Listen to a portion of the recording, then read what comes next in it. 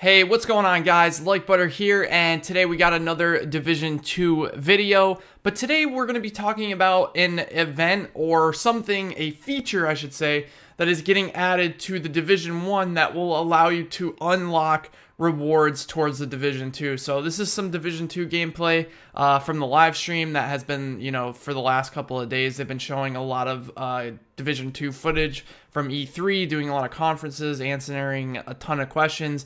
And recently on this stream as well, they talked a little bit more about shields, which I want to go into a little more detail with you guys to let you know what shields are. So shields are these in-game achievements, or very similar to the commendations. If you already play the Division, you understand that there's this in-game achievement system where you can go do a certain amount of things and then you will unlock a reward in the Division 1.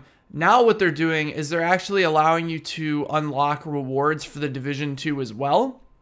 Now this becomes a part of the 1.8.2 update, which is coming out tomorrow, June 14th.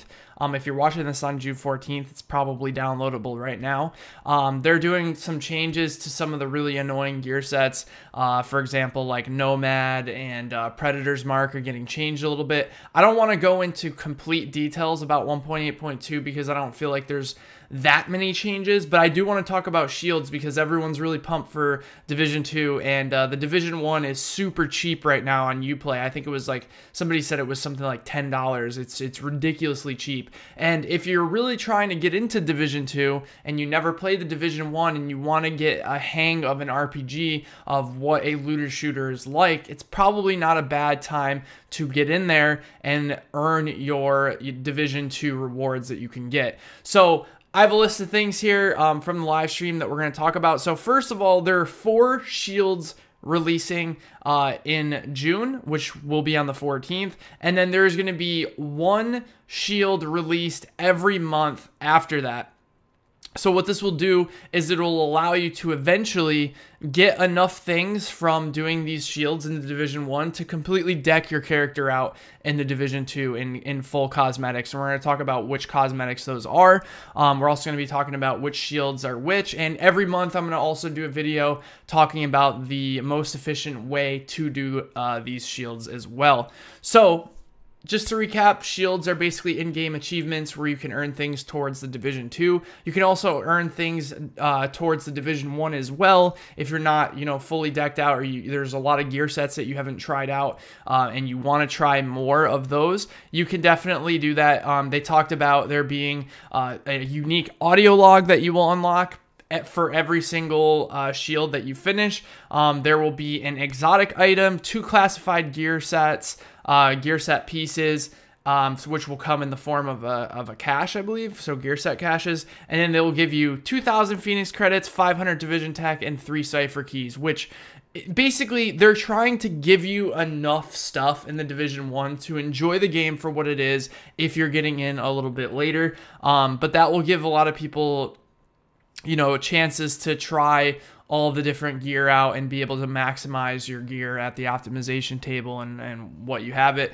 So there's going to be stuff that you can get for Division 1, but there's also going to be stuff that you're going to receive for Division 2 once you unlock those higher level shield rewards. So the different levels of rewards that you can get, one is going to be a unique weapon skin. There's going to be a vanity patch and an outfit.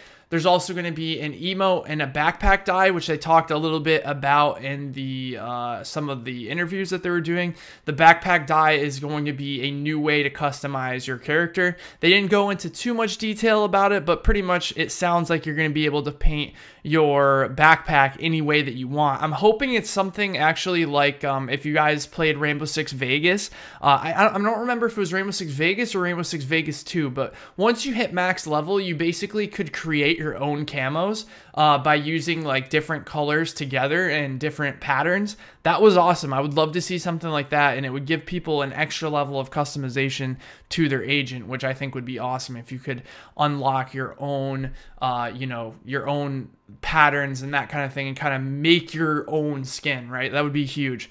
So I'm really looking forward to that. And then for the Level 4, or the tier 4 rewards, you are going to receive a trophy, which is basically something hanging off your character, hanging off the back of your backpack. It's going to be similar to Rainbow Six Siege. You know how you can get the little, I don't even know what you want to call it, the little like emblem or the little tag that kind of hangs off your weapon. It's going to be something like that. It's just basically another cosmetic item to make yourself feel like you are playing as your own character and give you that extra customization that you want. So the idea is, if you unlock all these shields, there's 12 total, there's going to be 4 and then 8 for every month leading up into Division 2.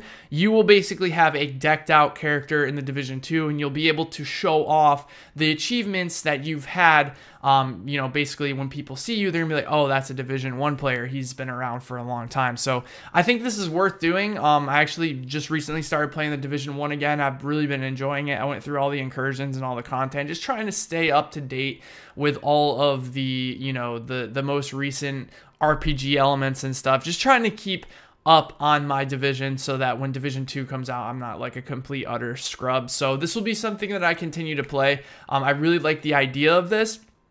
I also talked to the community manager for Massive, Yannick. You guys probably know Yannick if you watch State of the Game or anything. He did confirm that there's going to be a lot more difficult shields, like the shields that are in the game that are coming. I'll go over them really quickly. They're really easy. You know, most of you guys are going to have them retroactively, so you're just going to sign in and have it, but some of them aren't retroactive. So the first one is Deadeye. It says complete all weekly HVTs in any given week. That's going to be super easy, but it's going to give people a reason to go do the HVTs if it's not something you would have done already. Kill 10 name bosses in the open world, Dark Zone, and West Side Piers. So it's going to basically move you around, make you do some of the different content. I don't know how many of these are retroactive, but something like unlock the base of operations, like that's something that they're just trying to give people something for playing the game, even if they didn't play the game for a long time. And that one's actually called Shepherd. The second one's Avenger, and then Hazard is clear 25 landmarks in the Dark Zone. So it's going to give people a reason to go into the Dark Zone and do some PvE. So that'll be cool. That's going to be super easy to unlock for someone like me that knows the quickest route to doing those things. If you guys want a video like that, let me know. If you want to know the quickest way, I actually have a video that shows where the open world bosses are. If you guys are interested in that, I'll put a link to that in the description. Hopefully I remember that, so you guys know where the open world bosses are. If you may be like a little bit newer, or you're just buying the division now, you're gonna have no idea where those open world bosses are. But remember, this is end game stuff, and I'm really looking forward to the more hardcore stuff.